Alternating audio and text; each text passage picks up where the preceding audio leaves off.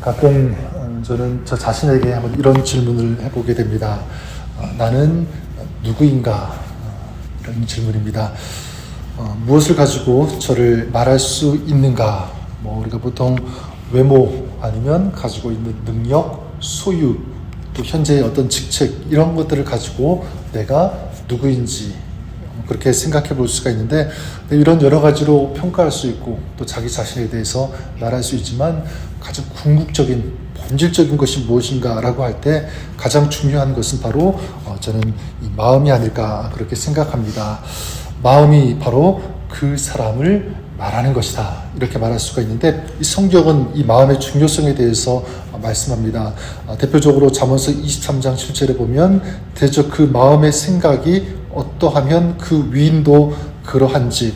이게 무슨 말이냐면, 사람이 어떤 마음을 가지고 있느냐, 거기에 따라서 그것이 그 사람이 어떤 사람인지 정의될 수 있다라고 하는 것입니다. 자, 그래서 하나님은 우리의 외모를 보시지 않고 우리의 무엇을 보신다고 말씀합니까? 우리 마음의 중심을 보신다. 잠언서 4장 23절에도 모든 지킬 만한 것 중에, 그렇기 때문에 더욱 내 마음을 지키라. 이 생명의 근원이 이에서 남이니라. 가장 중요한 것 바로 마음이죠. 어떤 마음을 가지고 있는가. 그렇습니다. 사람의 사람됨은 그가 어떤 마음을 가지고 있느냐, 여기에 달려 있다라고 볼 수가 있습니다. 어떤 마음을 가지고 살아가는가에 따라서 그 삶의 어떤 질이 달라지고 그 삶 전체가 평가된다라고 볼 수 있는 것이죠. 자, 그러면 어떤 마음을 우리가 가져야 되는가? 자, 여기에 대해서 오늘 우리 빌립보서 2장 5절 말씀은 우리에게 아주 선명하게 분명하게 이렇게 말씀합니다. 너희 안에 이 마음을 품으라. 곧 그리스도 예수의 마음이니. 여러분, 누구의 마음을 품으라고 합니까? 예수 그리스도의 마음. 여러분, 어떤 마음을 가졌는지가 그 사람이 어떤 사람인지를 말한다면, 우리의 마음에 예수 그리스도의 마음이 있다면, 여러분, 그 사람은 결국 어떤 사람이 되는 거죠? 예수님과 같은 사람이 되는 줄 믿습니다. 다시 말해서 정말 예수님을 닮은 사람이 된다. 저는 그런 의미에서 저와 여러분들 마음에 예수 그리스도의 마음을 품는, 또 예수 그리스도의 마음을 가지는 여러분 되시기를 주님의 이름으로 간절히 축원합니다. 그러면 이 주님의 마음은 어떤 마음일까? 어떤 마음이기에 이 예수 그리스도의 마음을 품으라고 하시는가? 자, 여기에 대해서 6절부터 8절까지 이렇게 말씀하고 있죠. 예수님이 어떤 분이신지, 또 예수님이 어떤 마음을 품고 계시는지.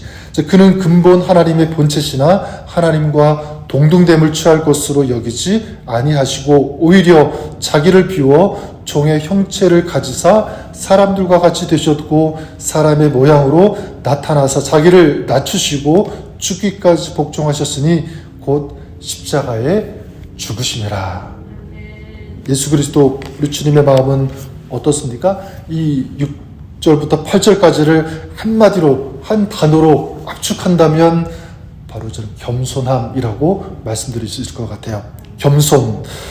예수님은 하나님의 본체이신데 하나님과 어떻게 해요? 동등됨을 취할 것으로 여기지 아니하셨다라고 말씀하고 있고, 영광스러운 하늘 우편에 앉아 계시는 그 분이, 그러니까 하나님께서 인간의 몸을 입고 이 땅에 오셨습니다. 겸손이죠. 세상을 지으시고 주관하시는 분이 마구간에 태어나셨습니다. 겸손하게 오신 것이죠. 또 순결하고 깨끗하신 분, 죄와 허물이 하나도 없으신 그런 분이 이 세상의 추한 죄를 다 짊어지시고 십자가를 지셨습니다. 죽으셨죠? 바로 겸손입니다. 여러분, 정말 겸손은 무엇일까? 다양한 각도로 다양한 해석이 있을 수 있겠지만, 한마디로 말하면 예수님처럼 살아가는 것, 또 예수님처럼 되는 것, 이것이 진정한 겸손의 모습인 줄 믿습니다. 겸손함으로 자기 자신을 낮추는 것이다. 또 겸손은 어디까지 갈 수 있는 것입니까? 죽기까지 순종하고 복종할 수 있는 그 자리까지 가는 것, 이것이 진정한 겸손. 저는 예수님처럼 우리가 이 겸손의 마음을 품고요, 이 겸손의 삶을 오늘도 살아가시는 저와 여러분 우리가 될 수 있기를 바랍니다. 그럼 이 겸손의 마음을 품은 사람, 이 겸손의 삶의 열매 그리고 결과가 무엇일까? 여기에 대해서 우리 오늘 읽은 마지막 이 9절부터 11절까지가 그렇게 말씀하고 있는데, 예수님께서 이 겸손의 삶을 사셨을 때 하나님께서 어떻게 하셨는가 말씀하고 있죠. 하나님이 그를 지극히 높여 모든 이름 위에 뛰어난 이름을 주사 하늘에 있는 자들과 땅에 있는 자들과 땅 아래에 있는 자들로 모든 무릎을 예수의 이름에 꿇게 하시고 모든 입으로 예수 그리스도를 주라 시인하며 하나님 아버지께 영광을 돌리게 하셨느니라.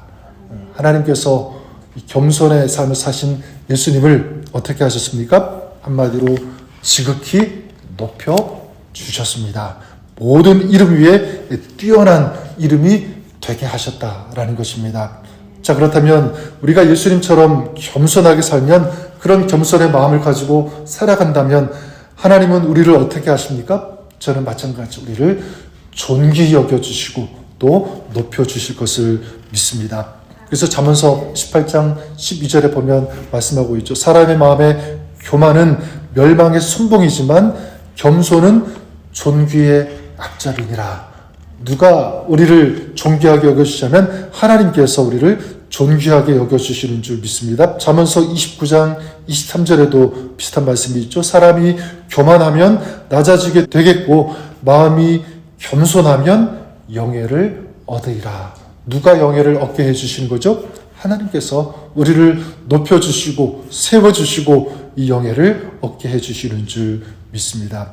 근데 결국 하나님은 누구를 높여주시냐면 겸손한 사람을 높여주시는 줄 믿습니다. 교만은 패망의 선봉이요 지름길. 왜냐하면 하나님께서 교만한 사람과 함께 하실 수 없으니까. 하나님이 가장 싫어하는 사람이 교만한 사람이니까 결국 이 하나님이 없는 그런 교만한 인생은 패망할 수밖에 없습니다. 하지만 겸손한 사람의 삶에 거하시니까 당연히 그 삶의 그 결말, 그 끝은 어떻게 되냐면 축복이라고 믿습니다. 하나님이 그렇게 그 사람을 높여주시는데 바로 겸손한 사람입니다. 여러분, 이건 우리가 자연을 보아도 굉장히 쉽게 알 수가 있습니다. 우리가 강을 보면 강이 어떻게 합니까? 굽이굽이 흘러가는데 어떤 쪽으로 흘러가게 되죠? 강은 낮은 곳으로 흘러갑니다.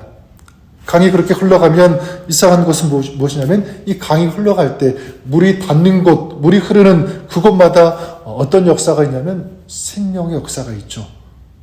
물 옆에, 강 옆에 풀과 나무가 자라게 되고요. 열매, 이 꽃을 맺는 이런 모습들을 우리는 자연을 통해서도 볼 수 있습니다. 마찬가지 여러분, 겸손한 사람의 삶에 그런 삶이 닿는 그곳에는 어떤 역사가 있냐면 저는 마찬가지라고 생각합니다. 생명의 역사가 있다고 믿습니다. 예수님께서 겸손함으로 자기 자신을 낮추시고요. 그리고 십자가에 달려 죽으셨을 때 이 구원의 역사가 그 예수님을 통해서 일어났잖아요. 도저히 구원받을 수 없는 그런 사람들이 바로 이 생명을 얻는, 영원한 이 생명을 얻을 수 있는 그런 역사의 그 장이 펼쳐진 것처럼 마찬가지 우리 겸손한 삶을 살아갈 때 우리 주변에도 이런 아름다움이 회복되어지고 이런 생명이 일어나는 그런 역사 우리 하나님께서 허락해 주시는 줄 믿습니다. 구체적으로 어떤 이런 생명의 역사가 일어날 수 있는가라고 할 때 굉장히 많은 놀라운 아름다운 역사가 내 겸손한 사람을 통해서 일어날 것입니다. 하지만 전 두 가지만 꼽는다면, 한 가지는 겸손한 사람, 그 마음 가운데 먼저 이 평안과 기쁨의 역사가 저는 일어난다고 믿습니다. 교만한 사람의 마음에는요, 시기, 다툼, 이런 허영들, 이 쓰레기 같은 것이 가득 찰 수밖에 없습니다. 교만하니까 그럴 수밖에 없죠. 하지만 겸손하면 일단 내 마음이 평안해요. 그렇죠? 비교할 것도 없고 시기할 것도 없고 미워하거나 그런 마음이 없으니까 평안하다. 당연히 그 마음 가운데는 이 샘솟는 이 기쁨이 일어날 수밖에 없다는 것입니다. 저는 이것이 하나님께서 겸손한 사람에게 주시는 이런 생명의 역사고 생명의 축복이라고 믿습니다. 근데 더 나아가 우리가 겸손할 때 여러분 자기 자신만 평안하고 이 기쁨이 일어나는 것뿐만 아니라 다른 사람을 평안하게 하고 기쁘게 하고 행복하게 할 수 있다고 믿습니다. 여러분 겸손하게 묵묵히 이 자기 십자가를 지고 섬기시는 그런 분들 우리 주변에도 있죠. 여러분 그런 분들 보면 어떤 마음이 듭니까? 이상하게 내 마음이 편하고 기쁘고 뭔가 에너지가 막 일어나는 그런 느낌 받을 때 있잖아요. 근데 반대로 그렇지 않은 사람, 교만한 사람을 보게 되면 내 마음도 불편하고 힘들고 뭔가 이상해요. 여러분 무슨 차이겠습니까? 이 겸손과 교만의 차이입니다. 교만한 사람들을 불편하게 하고 힘들게 하고 다운하게 만들지만 겸손하면 나 자신도 기쁘고 행복할 뿐만 아니라 다른 사람도 행복하게 한다. 다른 사람도 기쁘게 한다. 주저앉아 있고 힘들어하던 그런 사람을 다시 일으켜 세울 수 있는 그 힘이 겸손한 사람 그 삶을 통해서 저는 일어나게 되는 줄 믿습니다. 자, 그렇기 때문에 겸손할 때 내가 살고 겸손할 때 다른 사람을 살리고 우리의 가정도 살리고 우리 교회도 살게 하는 이 힘과 이 능력이 어디에서 나오는가? 겸손한 사람, 겸손한 마음에서 나오는 줄 믿습니다.